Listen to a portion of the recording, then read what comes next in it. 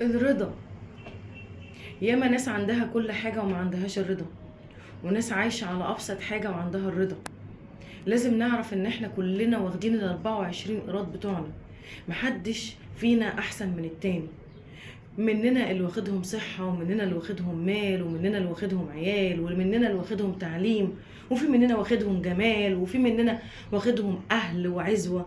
كل واحد فينا واخد ال 24 قيراط بتوعه. نفسي أفهم إحنا بنبص لبعض على إيه؟ شايفين في بعض ايه زيادة؟ البني ادم اللي بيشوف ان اللي قدامه في حاجة زيادة هو نفسه عنده نقص، هو نفسه اللي حاسس ان هو قليل. انما احنا لو رضينا وحسينا بالرضا في حياتنا على ابسط شيء هيسعدنا. في ناس عندها كل حاجة وحزينة لانها مش راضية، دايما شايفة ان في حاجة ناقصاها. وفي ناس مجرد وجودها جنب بعض، واب وام واولادهم، ولو بياكلوا اكل بسيط فرحانين وسعدة والضحكة من القلب. لان سر سعادتنا هي الرضا.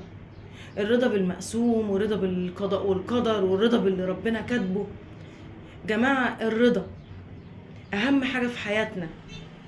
احنا لو راضيين عن حياتنا هنعيش سعداء.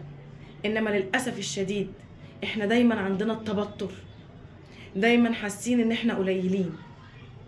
البني ادم اللي بيبص بصة غيرة، بصة حسد، شايف ان اللي قدامه ده ربنا مديله كل حاجة. ربنا ما بيديش كل حاجة. كل بني ادم عنده حاجة بتوجعه، كل بني ادم عنده حاجة تعباه، كل بني ادم عنده حاجة ناقصة. في اللي امه وابوه موجودين، وفي اللي ابوه وامه مش موجودين، وفي اللي عنده اخ متعبه، وفي اللي عنده اخت تعبانه، وفي اللي عنده اللي ما خلفش، وفي اللي خلف، وفي اللي معاه الصبيان ومعهوش البنات، وفي اللي معاه البنات ومعهوش الصبيان. هي الحياه كده، هي الحياه كده، مش كامله. احنا اللي عاملين في نفسنا كده. سر سعادتنا الرضا. الرضا